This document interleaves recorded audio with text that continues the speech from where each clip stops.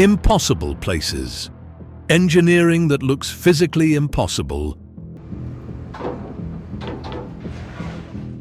China's fast telescope reshapes a 300-meter surface to catch signals ordinary electronics can drown out, making it here space imposed a human cost far beyond the dish.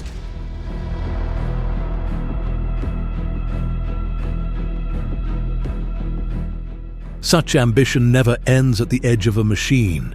It reaches into cliffs, seabeds, volcanic bowls, and crowded cities.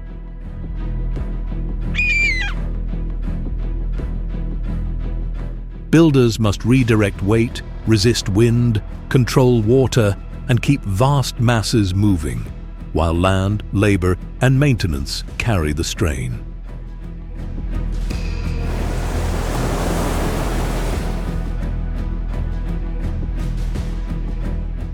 I admire these works because their boldness is not empty spectacle.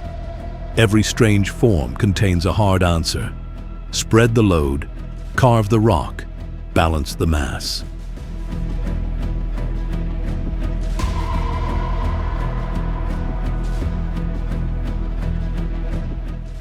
In this video, we examine how impossible-looking places turn severe physical limits into structures that can stand, move, and work.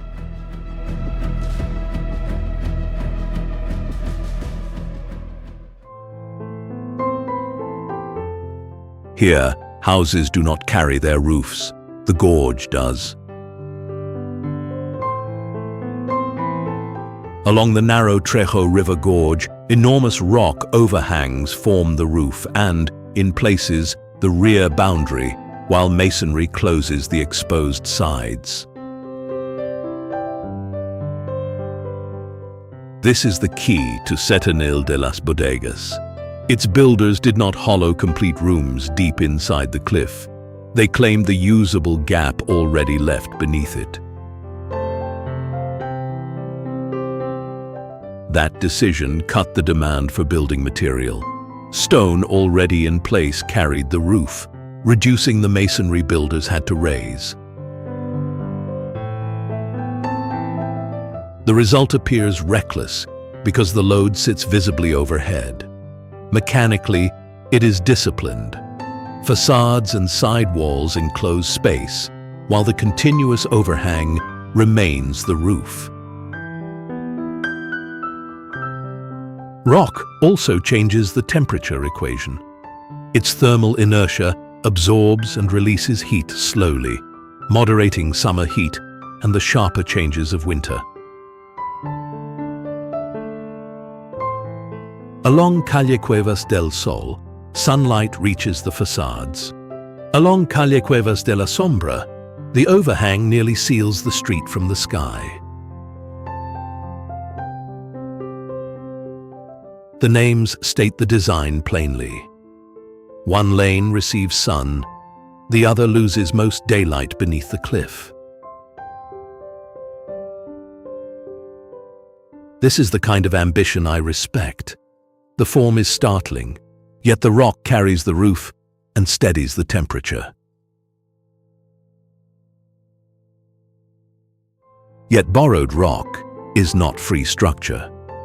Moisture can gather, ventilation must be controlled, and cracks or falling fragments demand close inspection.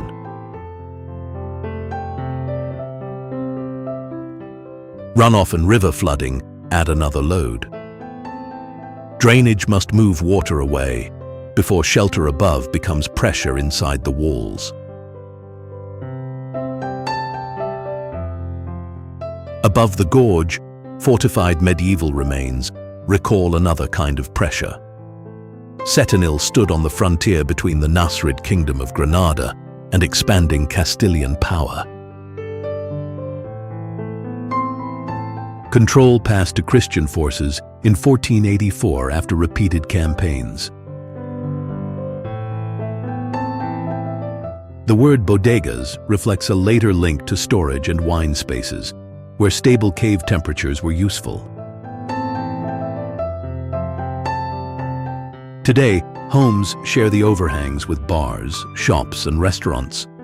Tourism supports local businesses, but it also compresses modern traffic into lanes built for pedestrians, animals, and small carts. That congestion can also restrict deliveries and emergency access. Setonil's apparent risk is also its economy. Builders added walls only where the gorge had not already supplied them.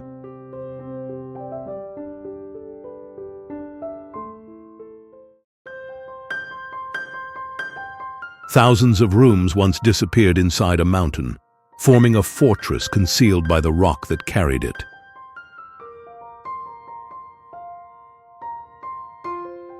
By the late 12th century, Vardsia stacked dwellings, chapels, storerooms, passages and waterworks across multiple levels above the Mitkvari River valley. Work began under King Georgi III and accelerated under Queen Tamar as Georgia faced pressure on its southern frontier. The location was not a retreat for its own sake, it was a hard answer to exposure. Builders cut into the volcanic stone of Erusheti Mountain. Concealed approaches led inward, so the cliff protected a settlement far less visible than the open chambers suggest today. This was not simply a cave monastery. It was a fortified refuge built to keep a large community supplied when the outside world became unsafe. Springs fed channels and reservoirs. Storerooms held provisions. Wine cellars supported production, and stairs linked workrooms, meeting spaces, homes, and places of worship. The mechanical logic was severe. Remove rock, preserve enough rock to carry the mountain, then route people, food and water through the remaining mass. Every void depended on the stone around it. At the spiritual center, the Church of the Dormition preserves medieval wall paintings, including an important image of Queen Tamar. That is what earns my respect. The ambition is enormous, but every bold cut has a practical duty. In 1283, a major earthquake stripped away much of the outer cliff. Protected routes became open balconies, and sealed rooms suddenly faced the weather. The shape that now looks most impossible is therefore partly damage, not the original design.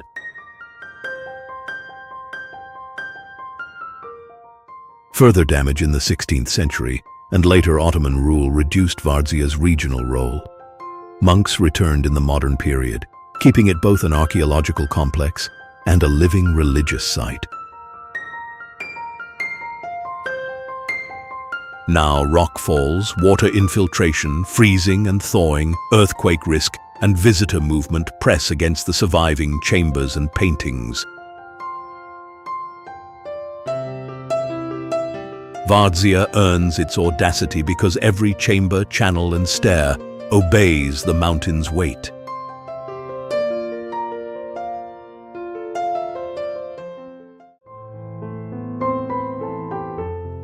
Ships cross above other ships at Magdeburg, where a navigable canal passes over the working Elbe.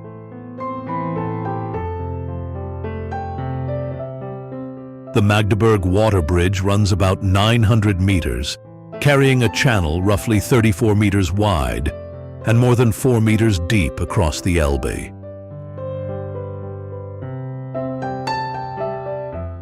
It joins the Mittelland Canal directly to the Elbe-Havel Canal. Before this link opened, vessels had to leave canal level, descend toward the river, follow the Elbe, then climb again through locks. Low river levels could restrict that route. The weakness was not distance alone. It was dependence on a changing river. Plans existed by the early 20th century, but conflict, Germany's division, and shifting priorities held the project back until it opened in 2003.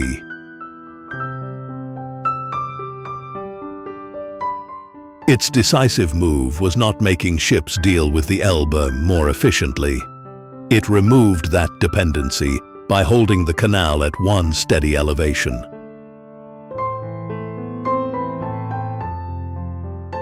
The bridge is a steel trough filled with water, supported across land and over the river. Its permanent burden is immense, but vessel loading works against first impressions. A barge entering the channel pushes aside nearly its own weight in water. If the water level stays constant, displaced water leaves the trough, so the total load changes relatively little.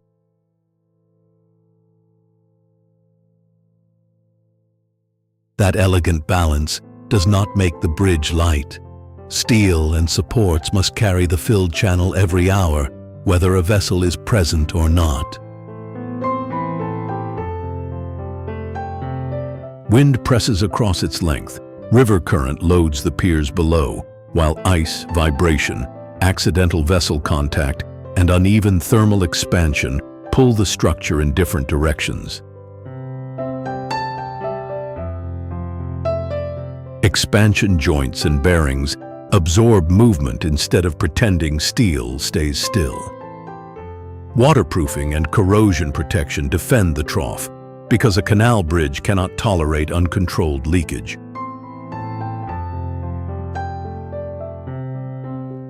Gates can isolate sections when work is required. Continuous inspection keeps joints, bearings, coatings, and seals serviceable against water, weather, and movement.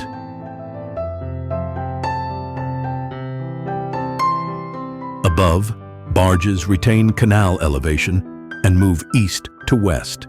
Below, river traffic follows the Elbe, with neither route forcing itself into the other.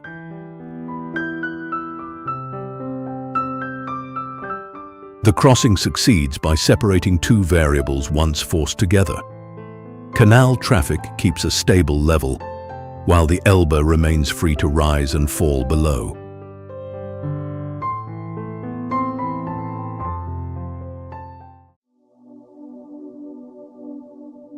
A telescope half a kilometer wide can track targets without turning its 500-meter dish. FAST does it by pulling selected nodes beneath roughly 4,500 triangular panels, reshaping an active region about 300 meters across. Guizhou's Dawadang Karst depression supplied a natural bowl, cutting the excavation needed for a reflector of this scale. But the bowl does not solve the central optical problem. A spherical surface cannot focus each chosen direction with the precision radio astronomy demands. So the cable net becomes an active machine. Actuators pull the selected patch away from the sphere and form the paraboloid that gathers signals into one moving focus. High above, a receiver cabin hangs from cables rather than resting on a rigid tower. Coarse cable movement and fine controls keep it aligned with that shifting focal point. The full reflector never tilts. Instead, a controlled region changes shape, giving a fixed structure enough tracking range to follow selected targets across part of the sky. This is where the audacity becomes credible. Every impossible-looking movement has a mechanical answer. Cables carry tension, actuators alter curvature, and the receiver follows the focus. The reward is sensitivity to extremely weak radio emissions from pulsars, neutral hydrogen, interstellar molecules, and fast radio bursts. That sensitivity turns modern life into interference. Phones, transmitters, vehicles, and electrical equipment are controlled across the surrounding radio quiet area because a nearby signal can bury a cosmic one. Silence also carried a human cost. Residents were relocated from the core zone during development, creating the isolation this instrument needs to hear beyond Earth. Below the panels, soluble limestone adds another limit. Water can move through the karst, so drainage and geological monitoring remain essential to the telescope's stability. Fast depends on two kinds of quiet: radio silence above the bowl and stable, continuously monitored ground beneath it.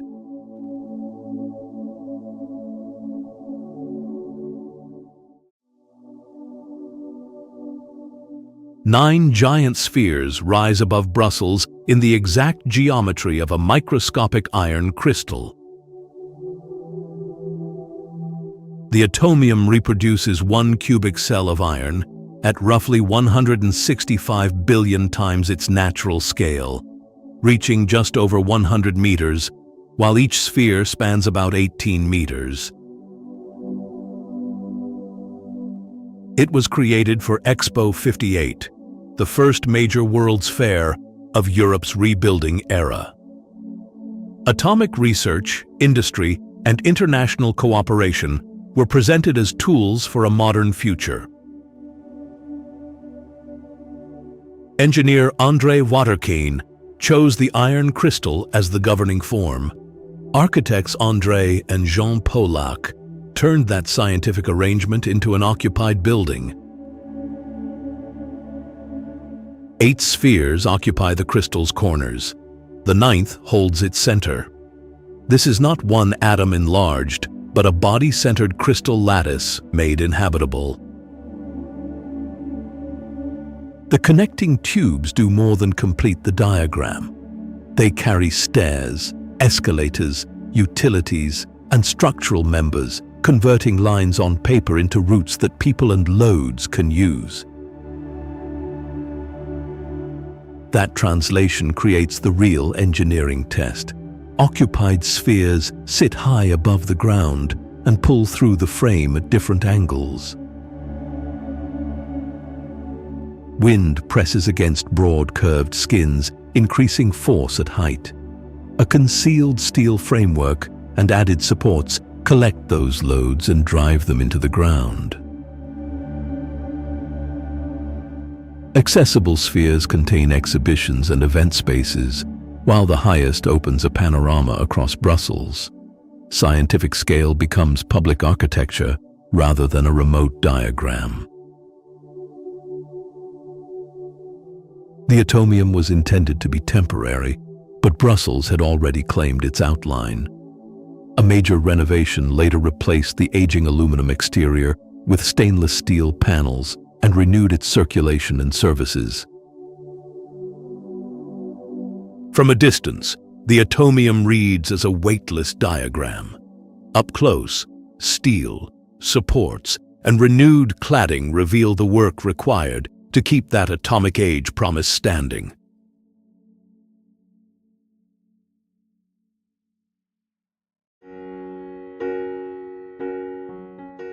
A palace seems balanced on exposed stone, yet that stone is not a pedestal built beneath it. In Wadi Dar, northwest of Sana'a, masonry wraps the natural outcrop and carries several levels without a regular building plot. Earlier structures occupied the site, but the present form is tied largely to Imam Yahya, who used it as a summer residence in the 1930s. Elevation improved security, opened views across the cultivated valley, and offered relief from the capital. But height imposed new obligations. Rooms, kitchens, storage, stairs, terraces, and water facilities had to fit around the rock rather than force a regular plan. Passages turn and change level to clear the natural core. The outcrop serves as foundation, wall, and a hard limit on circulation. The climate answer is equally direct. Thick walls and limited openings reduce daytime heat, while upper rooms, terraces, and windows capture light and moving air. Water demanded another answer. Collection and storage were essential because the same elevation that strengthened security made supply more difficult. Stone, earth, gypsum, timber, and colored camarilla windows root the palace in Yemen's highland building traditions. From some angles, its lower masonry disappears against the outcrop. Preservation now tests that union. Roof drainage, plaster, timber, glazing, and rock stability all need attention, while prolonged conflict and economic strain make specialist care harder to sustain. I respect the audacity because every level gives a precise answer to rock, heat, water, and height.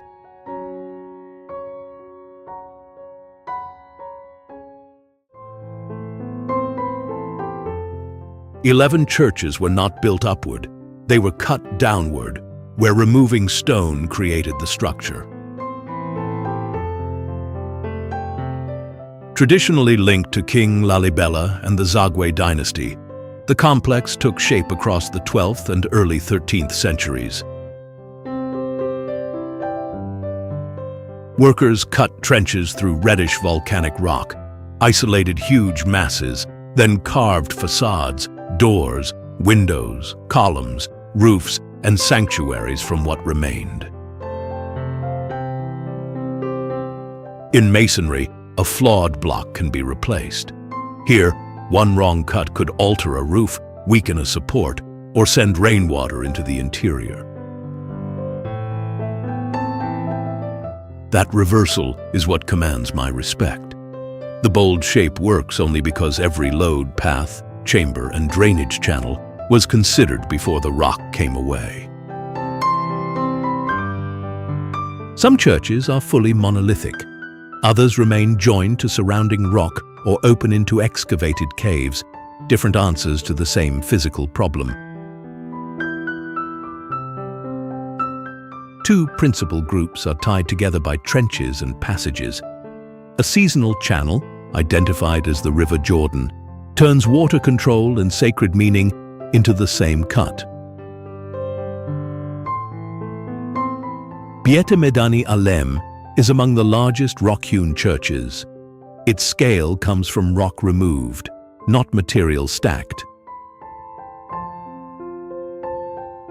At Beit Georgis, the idea becomes unmistakable. A cross-shaped church stands inside a deep, nearly square excavation, reached below the original ground level. Yet Lalibela is not a sealed monument. Priests, monks, and pilgrims still use the sanctuaries, and major festivals fill the trenches with worshippers in white garments. This living use adds pressure.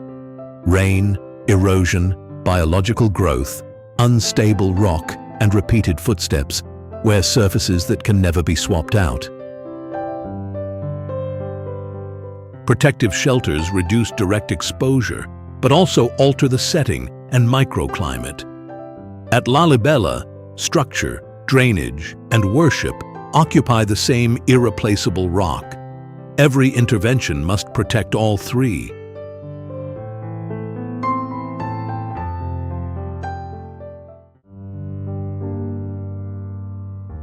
A stone chapel occupies a summit, barely wide enough for its own walls.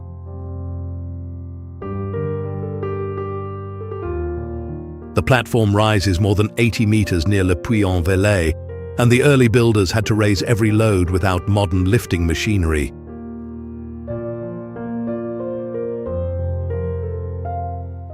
The height is not a built tower. It is a resistant plug left by ancient volcanic activity after softer ground around it eroded.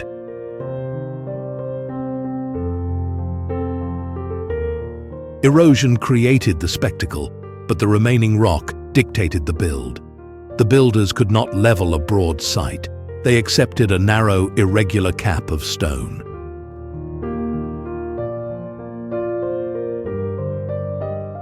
In 961, Bishop Godescalc founded a chapel here after a pilgrimage to Santiago de Compostela. The dedication to the Archangel Michael matched a long association between Michael and elevated sanctuaries.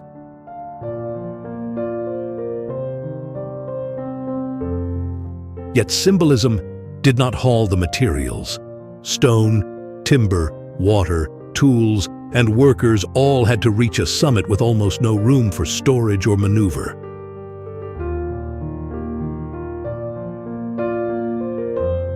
Construction therefore demanded restraint. The chapel's irregular plan follows the usable rock, turning every change in the outcrop into a boundary for walls and rooms.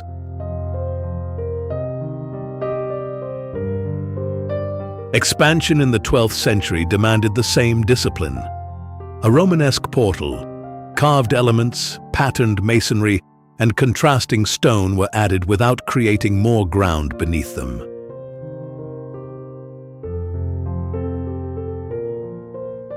This is what I find so convincing. The bold form never hides the physical answer. The rock carries the chapel, while the floor plan fits the rock.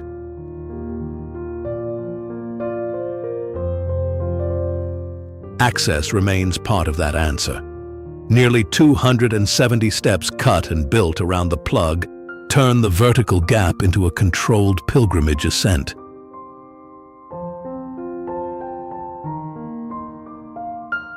Above them, the interior tightens into a confined sequence of sheltered rooms and frescoed surfaces. The limited summit shapes movement as firmly as it shaped the original structure.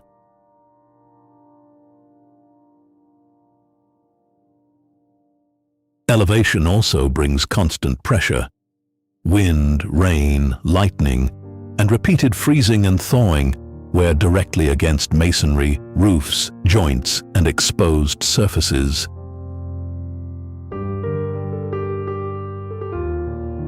Repairs face the same old constraint as construction. Materials and workers must negotiate the steps, while the summit leaves little space to stage the work.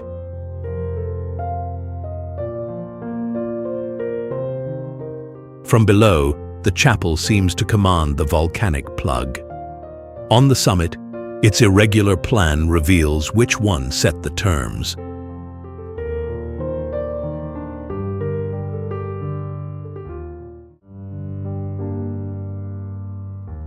A pavement of near-perfect stone blocks extends into Atlantic surf, yet no one laid a single piece.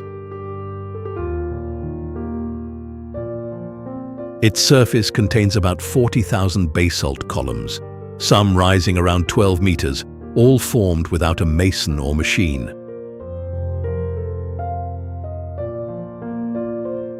The builder was cooling rock. About 50 to 60 million years ago, repeated lava flows spread across County Antrim as the North Atlantic began to open. Thick pools of basalt did not simply harden. They cooled from their exposed surfaces inward, and the solid rock contracted as it lost heat.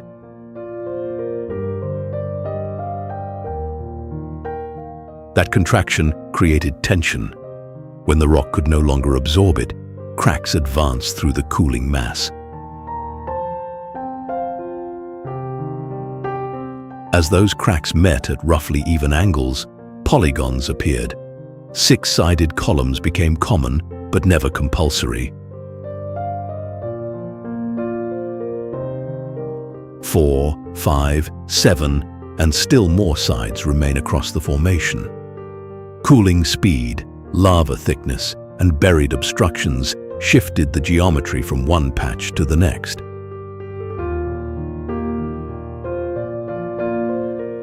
This is the hidden leverage behind the spectacle. Shrinkage divided one immense lava bed into thousands of separate stone prisms.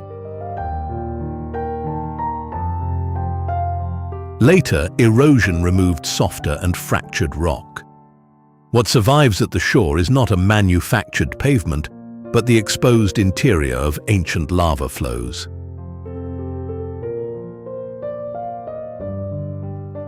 The line towards Scotland also carried another explanation.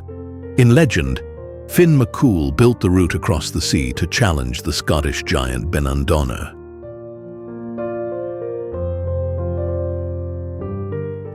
That story endured because the geology supplied powerful evidence, repeated steps, hard edges, and a causeway aimed toward the Scottish coast.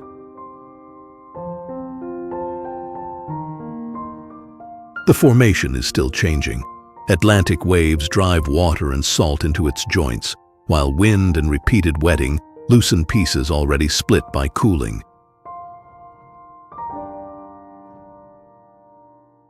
Heavy visitation adds pressure along the exposed coastal paths. Protection means controlling foot traffic at the surface, while the ocean continues working underneath. The illusion of construction introduces the governing paradox. The stranger a form appears, the more completely it must answer to physical forces.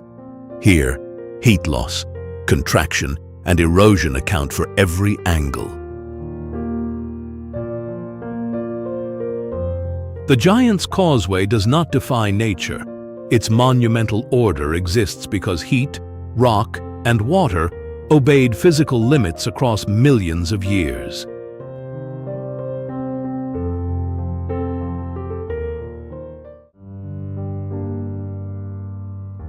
Each rainstorm tests this fortified settlement of Earth.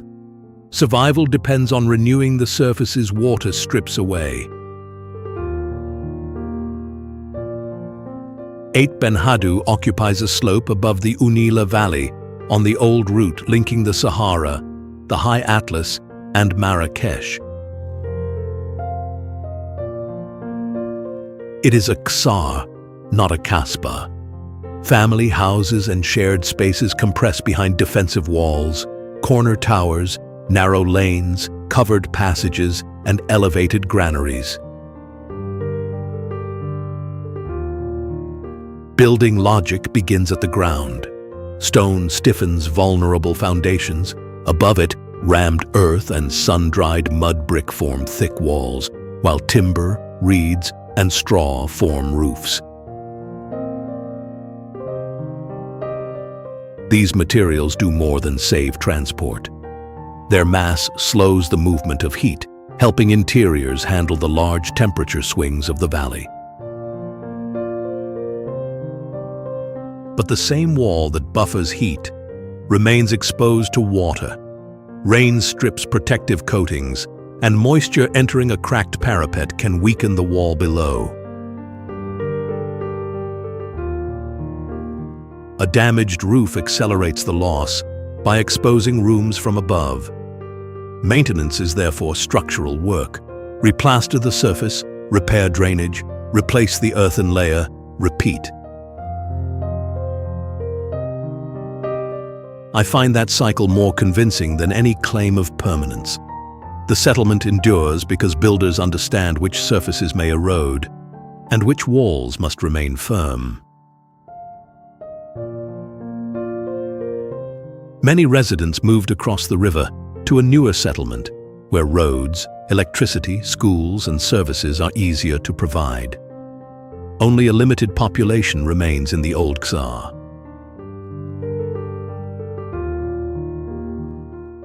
UNESCO recognition and appearances in Gladiator and Game of Thrones brought income, restoration work, and heavy tourism. Attention supports livelihoods, but adds pressure to narrow spaces and fragile surfaces. Conservation now faces a hard limit. Seal the walls perfectly or rebuild them in concrete, and the Khazar no longer behaves like the earthen structure being preserved. Its survival is measured season by season. Earth controls heat, stone braces the base, and repair must resume whenever water opens a weakness.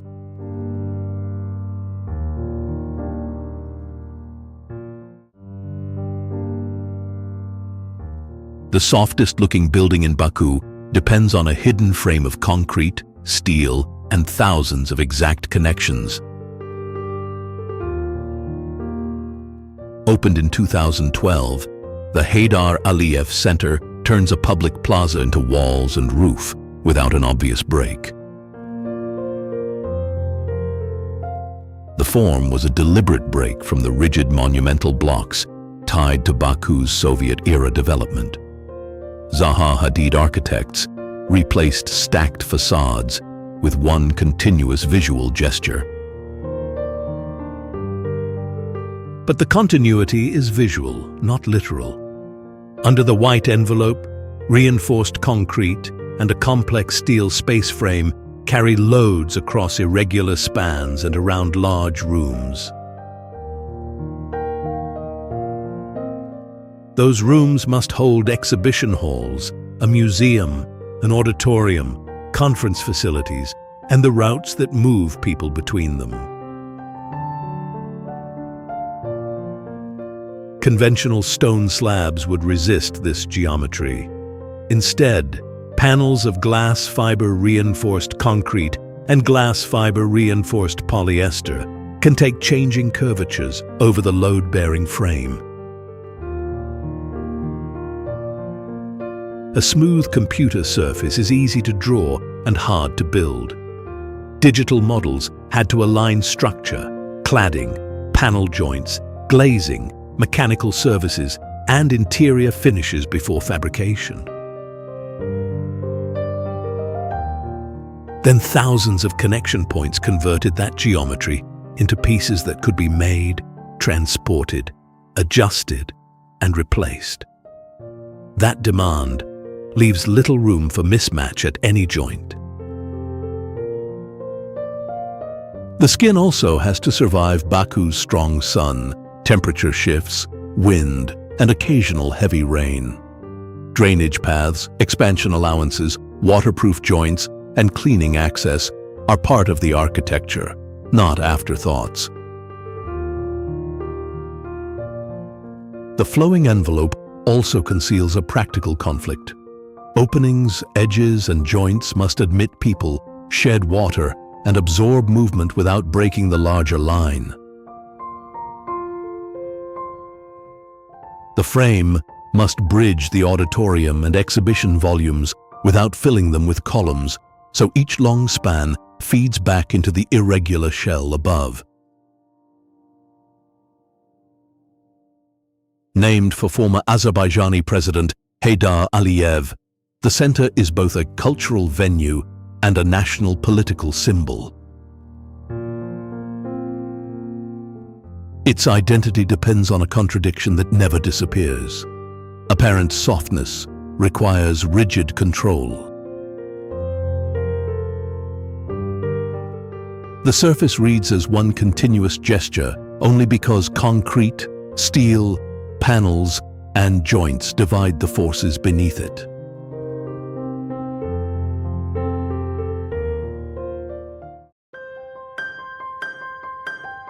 Pacific waves fill and empty a cavity only several meters deep, making the ocean appear to drain through the planet.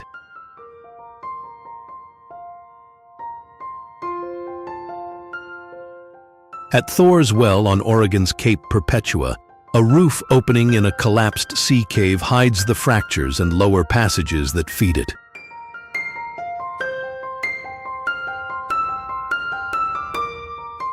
An incoming wave drives water into that concealed cavity from the ocean side.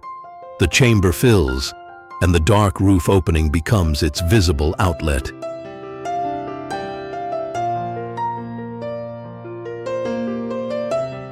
Water bursts upward in spray.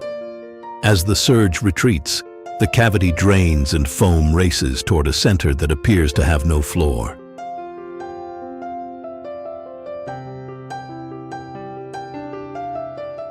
Depth does not create the illusion.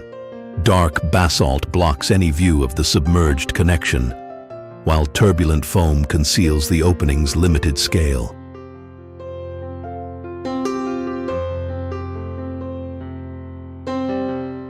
High tide and energetic surf sharpen every stage. More water enters, pressure rises faster, and the retreat produces a stronger downward rush.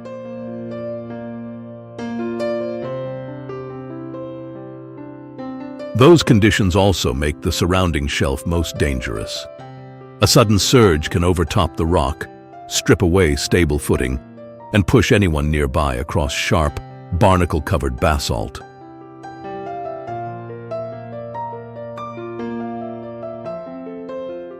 Ordinary breakers establish a rhythm that cannot be trusted. Long-period sneaker waves can arrive outside it, reaching farther across rock already slick with wet algae.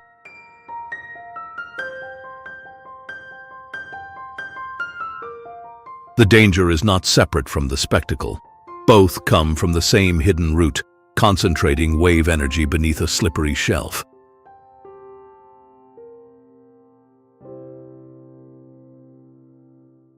This is not a fixed machine repeating a perfect cycle.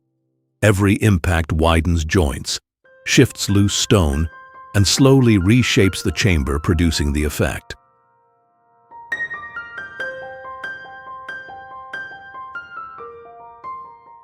What I admire is the mechanical economy. A narrow passage, a roof breach, and timed pressure make an ordinary coastal cavity appear powerful enough to drain an ocean.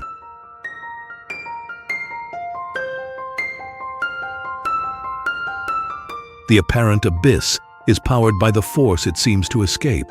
Gravity returns every surge through the hidden cavity.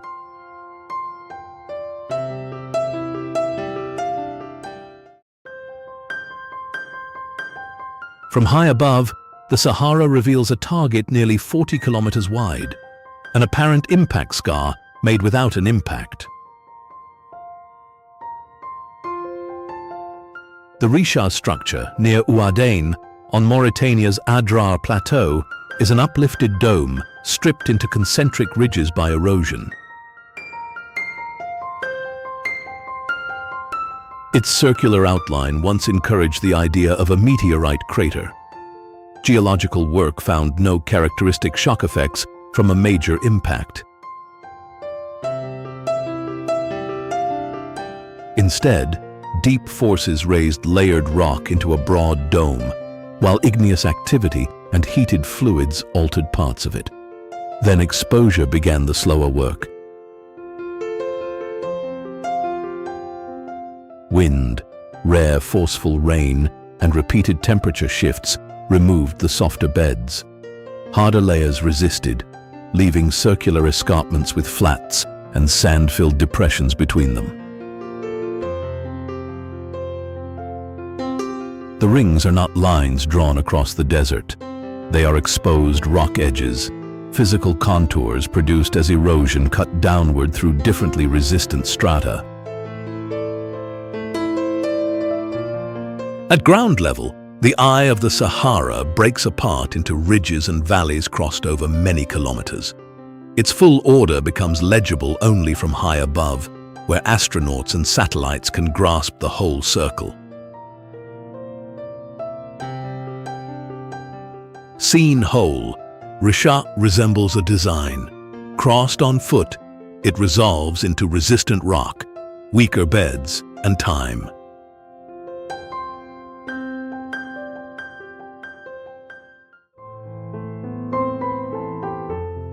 Deep currents, typhoons, earthquakes, and dense shipping traffic converge beneath a roadway suspended for nearly 4 kilometers. Its central span reaches almost 2 kilometers between towers nearly 300 meters high, leaving the Akashi Strait open beneath it. The Akashi Kaikyo Bridge links Kobe with Awaji Island, replacing dependence on ferries exposed to fog, storms, and dense marine traffic. But crossing the strait, required more than length. Construction began in the late 1980s. Crews set enormous foundations in deep currents, while ships continued moving through the channel. The towers carry huge main cables, but the roadway below is not forced into absolute rigidity. It can flex under wind, typhoons, earthquakes, and temperature change, shedding strain instead of concentrating it. That principle met a severe test during construction. The Great Hanshin earthquake shifted the supports by roughly a meter. The towers held, but engineers had to lengthen the unfinished central span by the same amount. When the bridge opened in the late 1990s, that span was the longest of any suspension bridge. Its size came from one hard demand: connect the islands without blocking the maritime route. The visible structure is only the first victory. Salt attacks steel every day, so crews dehumidify cables, renew paint, control corrosion, inspect joints, and maintain expansion gear and wind monitors. Its audacity convinces because every bold line carries a mechanical answer.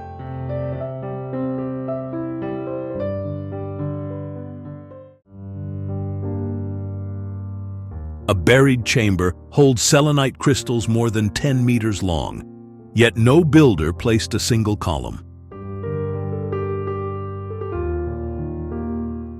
Roughly 300 meters beneath Naka in Chihuahua, miners reached it in 2000 only, after pumps lowered groundwater around the mine workings. Machinery did not make the crystals. It only removed the water that had concealed them. Their immense size began with heat below the mine.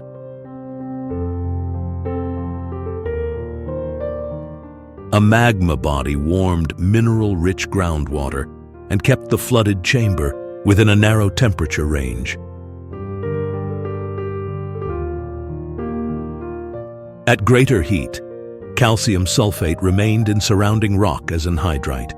Near 60 degrees Celsius, it slowly dissolved, releasing material from which gypsum could crystallize. Stability did the heavy work.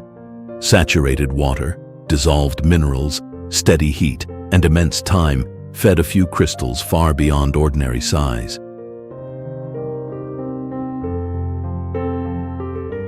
Exposure then created the opposite problem.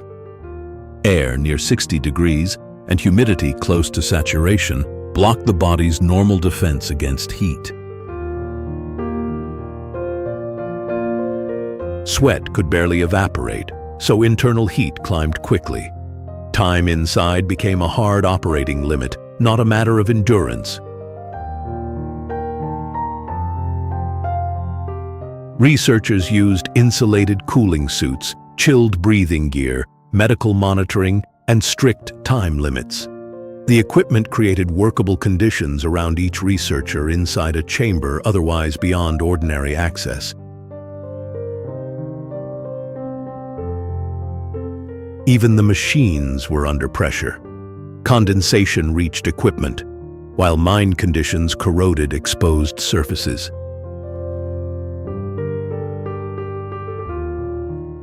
The columns only look indestructible. Selenite is soft enough to scratch, and impact, contamination, temperature shifts, or changing humidity can damage it.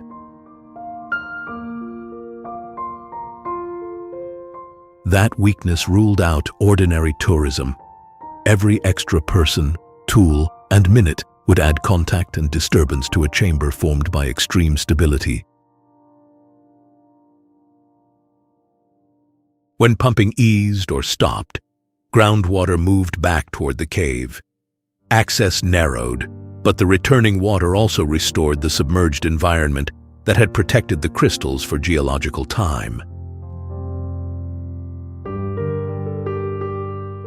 Neka brings the paradox full circle. Whether a form is grown by nature or built by people, the more impossible it appears, the more completely heat, water, weight, ground, and the human body must be accounted for.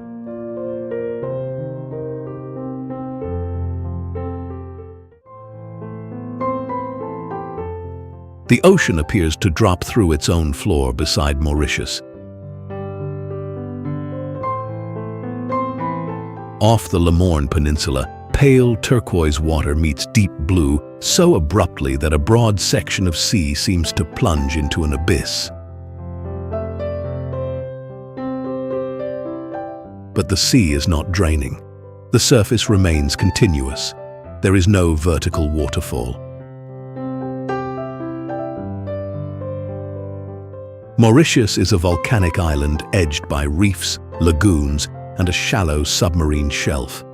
Near Limorne, bright sand covers that shelf before the seabed slopes into deep ocean.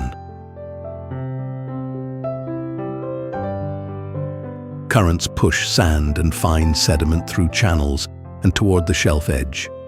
From high above, those pale trails take on the shape of foam pulled over a submerged cliff. The crucial mechanism is perspective. An aerial angle compresses the flat shelf, the descending seabed, and the dark water beyond into a single image. Sunlight supplies the contrast. Clear water exposes the sand. Currents draw the streaks.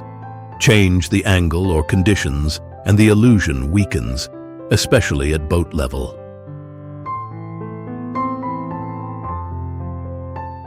The explanation strengthens the spectacle. Sand moves along the bottom, while color and distance make the ocean appear to drop.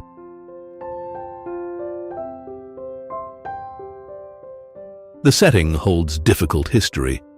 Limorne, Brabant is a UNESCO cultural landscape linked to communities of escaped enslaved people who sought refuge around its isolated mountain. So this is more than an optical effect. It joins an active coast, a steep submarine boundary, and a landscape marked by human endurance.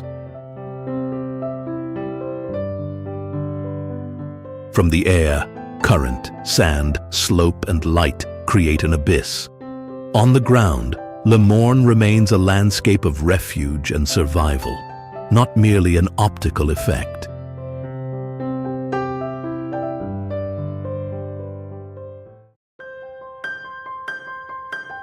Boats rise through open air at Falkirk, while near-perfect balance keeps their weight from becoming the machine's main burden.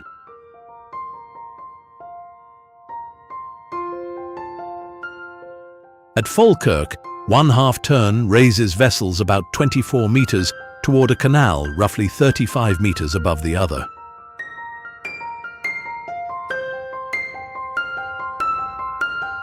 The route between the Forth and Clyde Canal and the Union Canal once forced boats through 11 locks.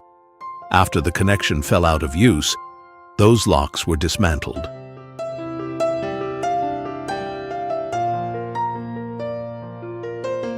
When the route returned under the Millennium Link project in 2002, engineers replaced the lost staircase with one rotating machine.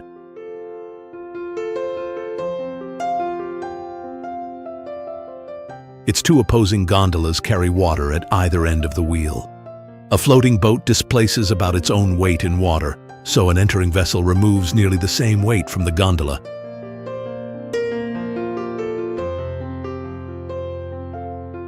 That is the wheel's economy. Both sides remain close to balanced, and the motors spend most of their effort defeating friction and small differences rather than hauling the full load.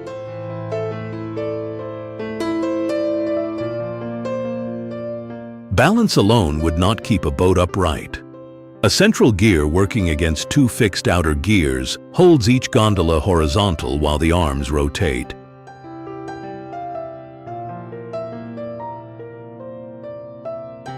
Before movement, gates seal the gondolas, and matched water levels let them reopen safely.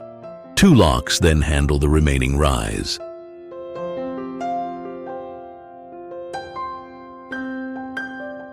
The old sequence of repeated filling and emptying has become a controlled turn, lasting only a few minutes.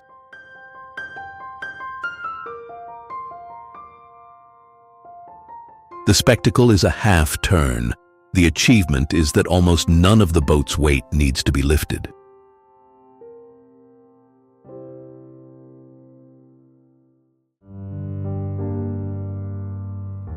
Wind, snow, ice, and severe temperature swings batter a vast concrete disc on a Balkan peak. More than 1,400 meters above sea level, it stands beside a tower roughly 70 meters high, once marked by illuminated red stars. Opened in 1981, Buzludzha was designed under architect Georgy Stoilov to turn political history into a building. State resources, specialist crews, and volunteer labor drove years of construction. The circular hall was not an ordinary meeting room. Its concrete support carried a ceremonial interior where mosaics joined workers, leaders, historical scenes, and communist symbols beneath a dome.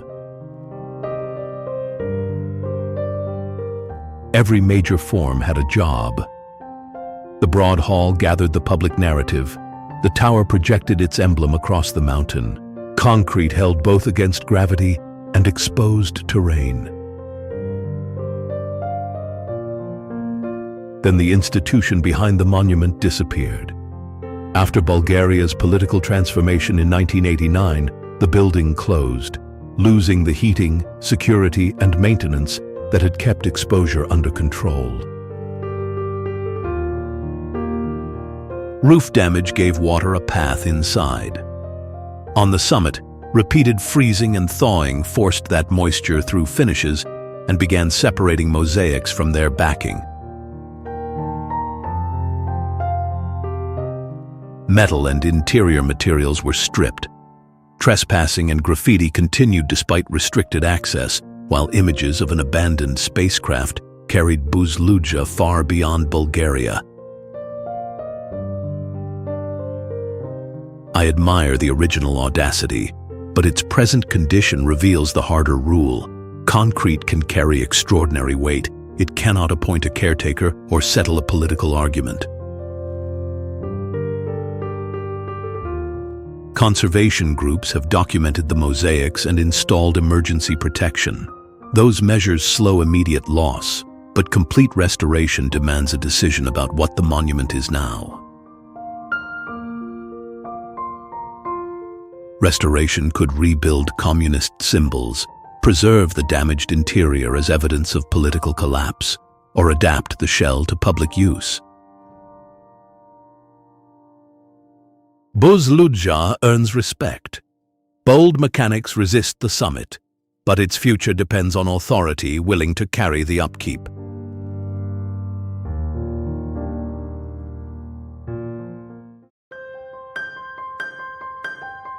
Rain is steadily dismantling the summit beneath a surviving medieval town. The summit narrows above deeply eroded valleys, and one long pedestrian bridge carries almost every person, supply and service into Civita di Bagnoregio. Civita's apparent defiance begins with a hard layer of volcanic tuff laid over weaker clay and sediment. The upper rock holds its shape. The material beneath yields. Rain enters fractures in the tuff and saturates the softer slopes below. When those slopes slip or wash away, the cap loses support and breaks back from the edge. This is not erosion at a safe distance. Former streets, gates, and inhabited ground have already been removed as runoff, wind, earthquakes, and repeated landslides carved the surrounding badlands. The medieval lanes preserve a compact settlement with Etruscan roots, but the ground carrying that history is not fixed. Civita occupies a landform still being reduced. The bridge solves the most obvious physical problem: access across the void. Yet that bold answer creates a narrow bottleneck for residents, workers, waste, deliveries, and emergency services. Daily life must pass through the same restricted approach. That burden helped drive permanent residents toward easier ground, even as Civita's isolation made it internationally famous.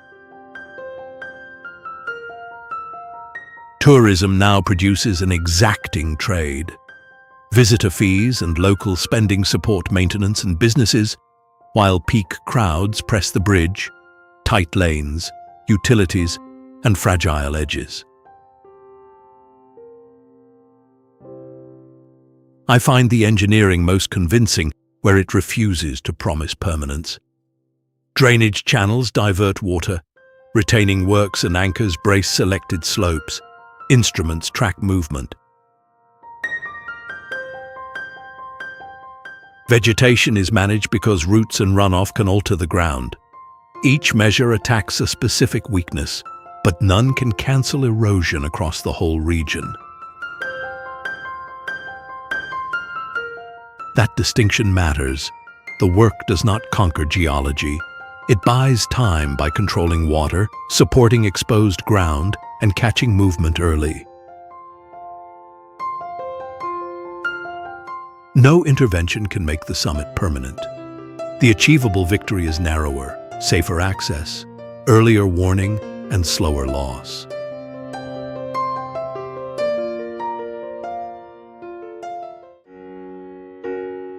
The lesson I take is plain.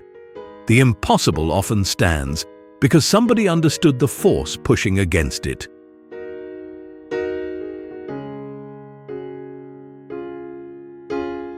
Weight needs a path into rock. Wind must pass around a span.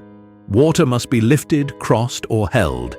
Heat, pressure, and unstable ground do not negotiate.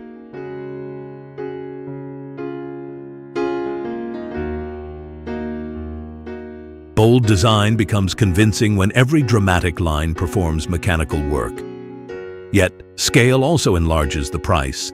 Vast structures consume land, power, money, skilled labor, and decades of care.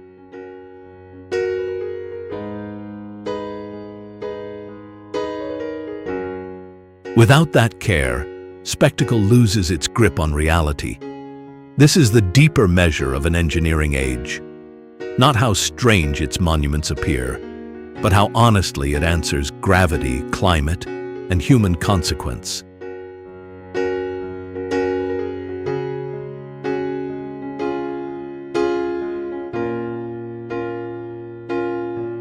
Civilization advances when ambition accepts those limits, calculates them, and builds beyond them without pretending they have disappeared.